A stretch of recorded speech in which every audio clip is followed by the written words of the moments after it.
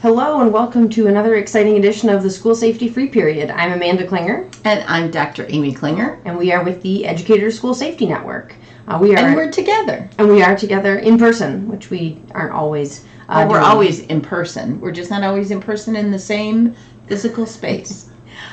We are a national nonprofit organization, and we provide school safety training and resources and technical assistance to schools.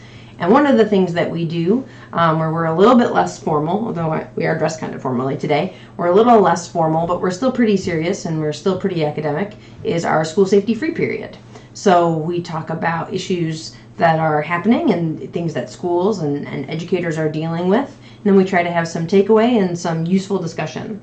Yep. So, you ready to get started? So today we have a theme and then a one-off at the end. So Cool. Stay tuned to the end or you'll miss the one-off.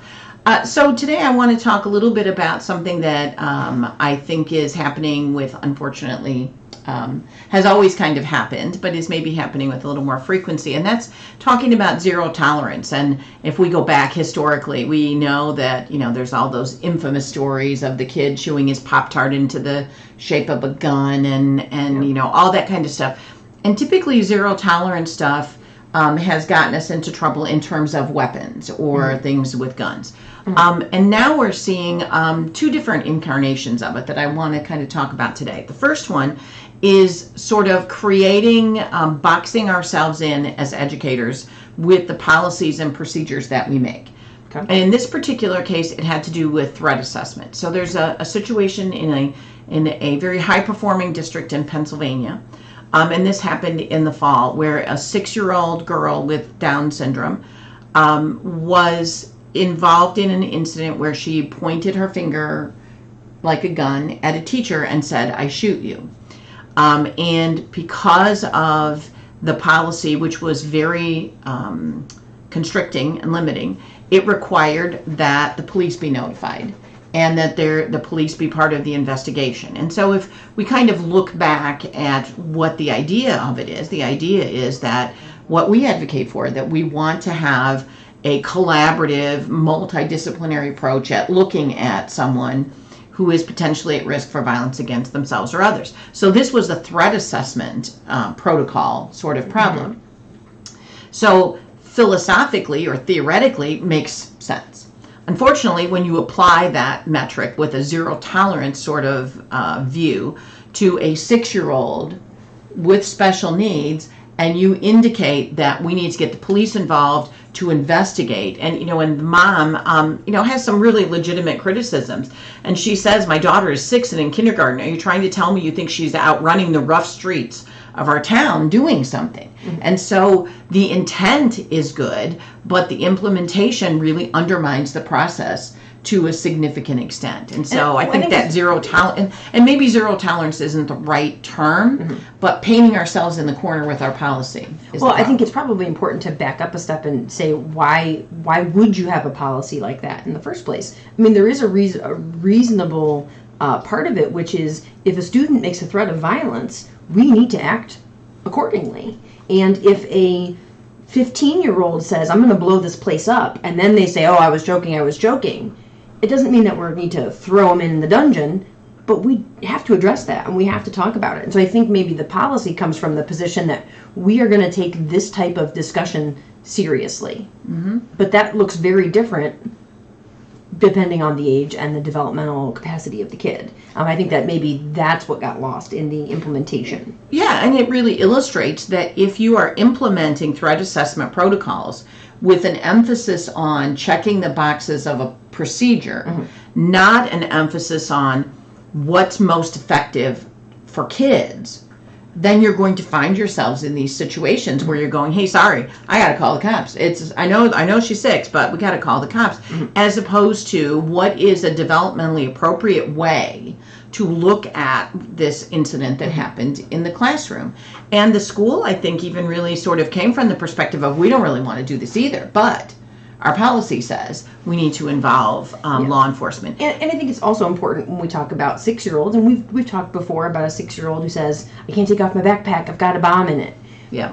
That doesn't mean that just because a student is 6, we automatically assume there cannot be danger. We've had 6-year-olds who have brought weapons to school.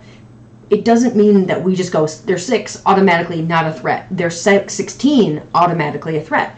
We still need to do a little bit of investigation. We still need to determine, was this a kid just mimicking a behavior? And there still might be supports and interventions, even with a 6th grader, about that's not something that we joke around about. And that's not something that we talk about at school. We don't talk about shooting and guns at school. And that is something that can be scaled. And so I guess the question is, can we make our policies such that our policies are, we are going to investigate each incident, we are going to provide appropriate supports and interventions for each incident, and that's going to look potentially very differently depending on if we have a older kid who is troubled and really struggling and maybe really contemplating violence in some form versus a kid that's much younger that is not necessarily having ideations of violence, but is sort of play acting at something. And the irony of it is that you had a parent, I think you have in this situation a parent that is very supportive of the notion of, we need to intervene and make sure that my daughter understands this isn't appropriate and so on. And instead of that supportive collaboration, you ended up with more of an adversarial relationship based on nothing more than a potentially poorly written policy or a not good understanding of what exactly the capabilities of threat assessment are. And that's one of the concerns. And we've talked about different ones. If you've listened to the podcast at all different times, we've talked about different ones of where threat assessment gets a black eye, if you will, because of the misapplication. The process is not the problem. The process, and the more we begin to say everyone needs to implement threat assessment, which we love, the more likely it is that people are going to implement threat assessment in a way that is not necessarily in the best interest of kids. And that pushback, that black eye for threat assessment really concerns me, because it is so valuable for us to do it. So there's that one. And then we can also take a couple other ways of, at what point are we going to insist on compliance? Are we going to say we have a zero tolerance for this? And this one was talking about a movement, a campaign of mothers who are working with districts to require that parents sign a letter or sign a form that indicates that they know that weapons must be properly stored in their home.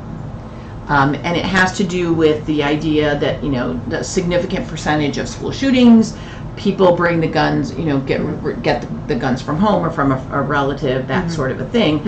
And the idea that proper storage of firearms can decrease gun theft, suicides, all that kind of stuff. All really good points. My concern, or not necessarily concern, but my reason in bringing it forward is, are we going to put educators or schools in the position of having to mandate with a zero tolerance sort of way social policies that are really community issues as opposed to school issues? So I don't know what your take is on that, but it's different than a gun storage awareness campaign, which I think is really good. Well, they're asking them to sign a pledge.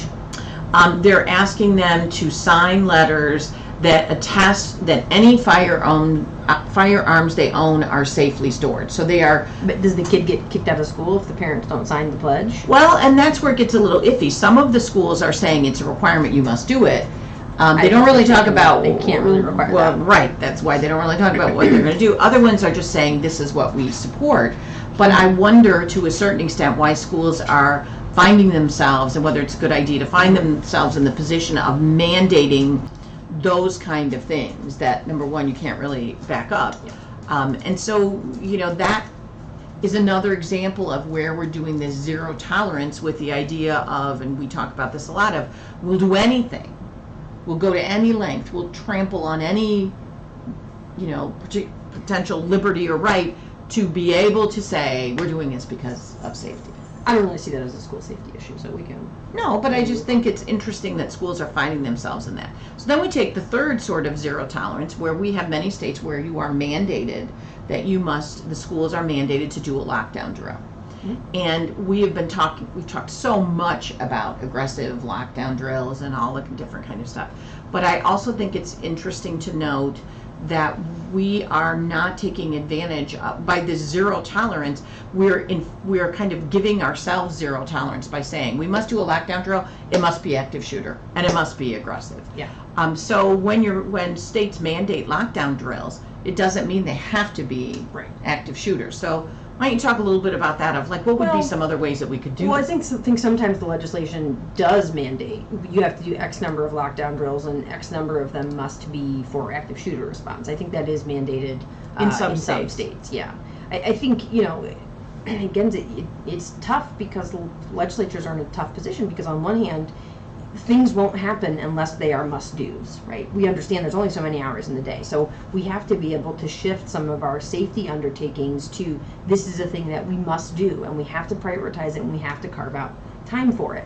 But I know, as speaking to a chorus of educators here, when we are teaching to the test, right, and we are doing everything that we do is in service of this thing that has been foisted upon us, then sometimes we run the risk of not being able to have enough time to do the things that are right and make sense for my school and for my population and for my students. And so that's a really difficult balance in school safety as well, because on one hand there needs to be standards. We need to say this is a requirement. Safety is really something that we take seriously in our state, and everybody's going to have to demonstrate a commitment to it. Yeah. But how do we draw those requirements narrowly enough? And that's a problem, whether it's a legislative requirement or whether it's an undertaking.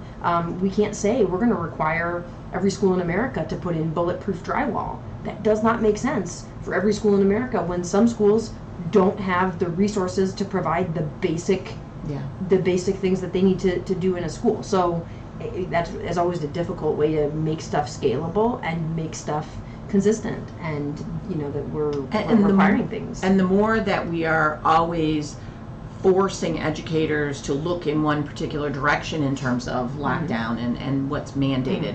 And the other example that I think kind of goes with this is a high school, this happened a couple of weeks ago, but they had a couple of big fights. They had a suspension. They had all this stuff that had happened in like a week. It was like a bad week for that particular school.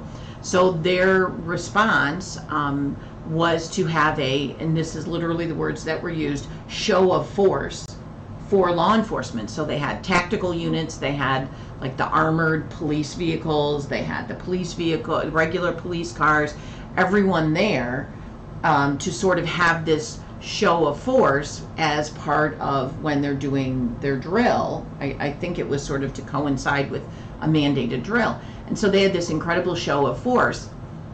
And I'm not sure to what end. And of course, not surprisingly, it kind of backfired because parents were like, wait a minute, what's happening? So you'd had a week where parents were already sort of concerned about what's escalating out of control in my school. And there was fights and they had two great big fights, and they had some suspensions for kids that had brought a weapon to school. But was there a law enforcement response to the big fights? So I mean, law enforcement was already involved. No, but this was earlier. So they waited, like after this bad week, the following week, as part of a quote unquote sort of mandated drill, they brought this show of force in.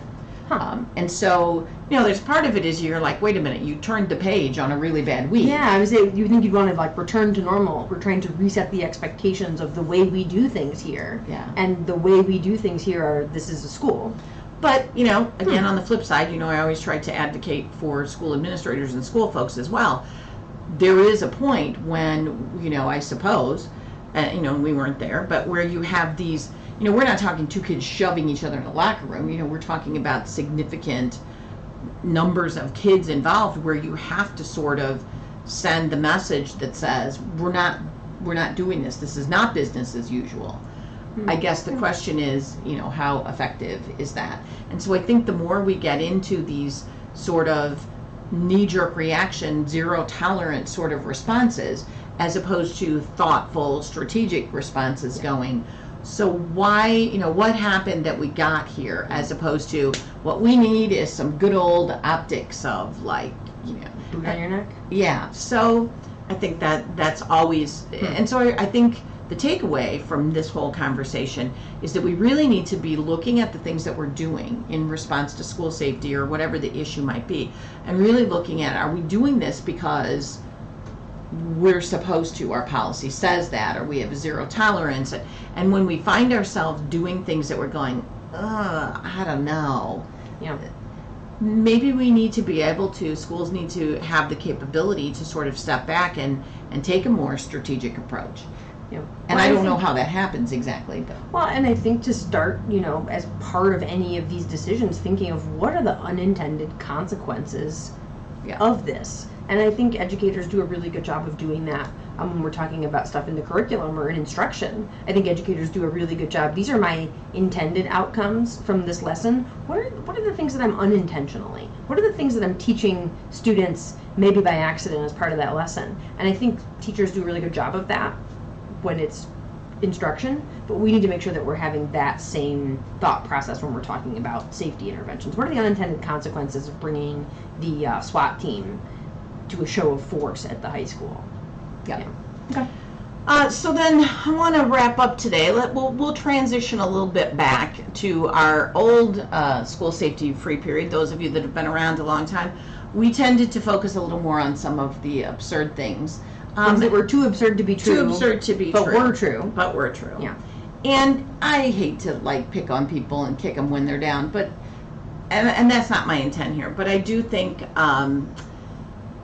maybe there's a little bit of an object lesson here in that we see so much of an emphasis on law enforcement and on the presence of SROs in schools. And then if we just had somebody there, that's all it would take. Everything would be fine. All of our school safety issues would be solved, which is patently unfair to law enforcement, and also completely ineffective and a fallacy.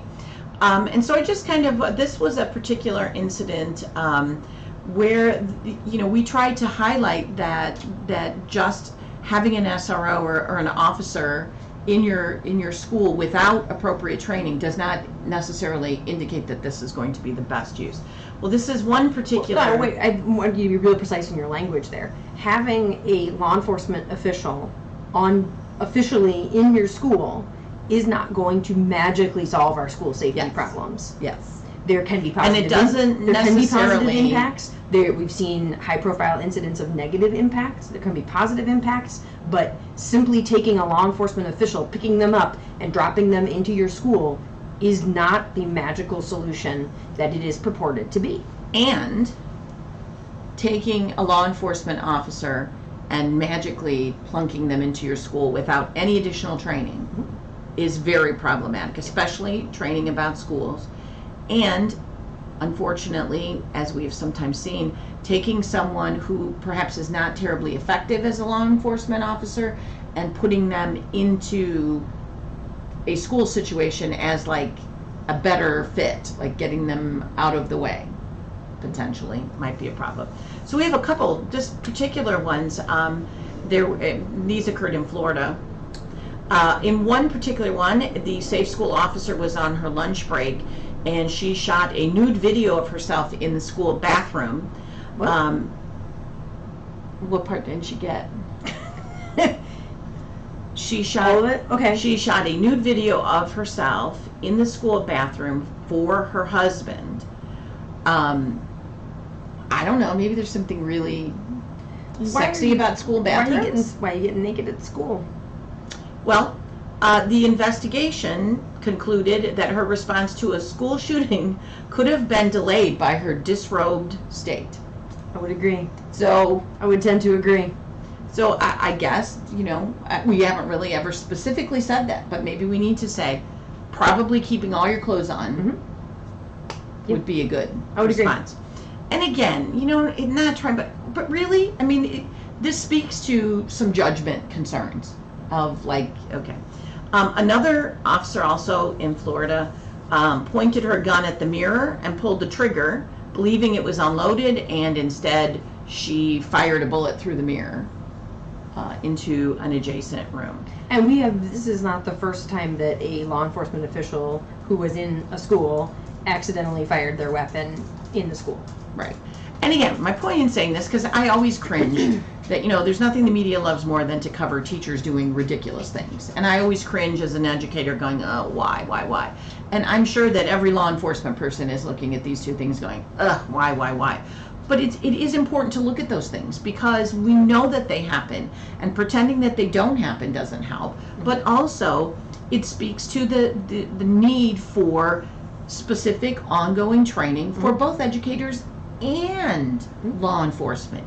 Instead of the idea that if you've graduated from the police academy, they have ongoing training in everything else. Why would we not have ongoing training in the unique limitations and needs and concerns of a school setting? Now, I have to say, I think getting undressed and taking a sexy video in the library bathroom, probably not a good idea either. So I'm not sure those are unique to a school. And shooting at yourself in the mirror in the police station, probably not a very good idea. So, but do we really need to have law enforcement officials in schools who don't understand basic gun safety and don't understand basic good judgment? Why would those individuals need to be in a school any more than they would need to be elsewhere? So it is a little bit ridiculous, but you just kind of go, oh no. So anyone that had the urge to shoot that video in your school bathroom today, do not. In that state of disrobing. I just kind of snickered at the disrobed state. Because you know what? There's a bigger issue here than just the disrobed state. There is not great judgment in all of those. So there you have it. All right. We kind of wound up sort of where we started. I mean, it was too absurd to be true, but it was true. That is funny. They're not as funny as they used to be. Yeah, that is interesting. That's just, that back before accidentally shooting a mirror in school. Not great, not funny. Well, and before a lot of these things happened so frequently, you could look at that and go, oh, how absurd. Now you look at it and go, still? Yeah. Are we still having that? Yeah. I mean, 10 years ago, okay, maybe. Yeah. But still, are we really still doing that? Yeah. And so everyone that wants to put a gun in the hand of every teacher and infuse all of these weapons into our schools with the idea that as long as you're trained, nothing bad can happen. And this is not a gun stance. This is a stance on inserting weapons into a school environment. These folks were trained too. And were probably more training than most of the way more training. Yeah. Yes. Yeah. And so maybe we need to push pause on some of these things that are so reactionary. Yeah. Well, so there you have it. We always say thanks, and we always wave to the people who are joining us on YouTube. And we say hi to folks who are joining us only audio while you're walking your dog or brushing your teeth. I don't know. Do you listen to podcasts while you brush your teeth?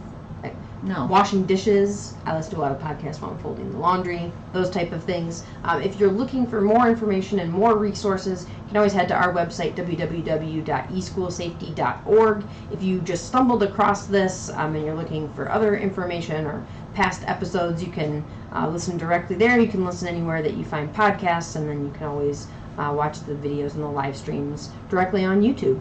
And if you have any questions, you can always reach out to us on the website and let us know if there's anything that we can do to help. Anything else? Nope. You're all set? Thank you. Thanks.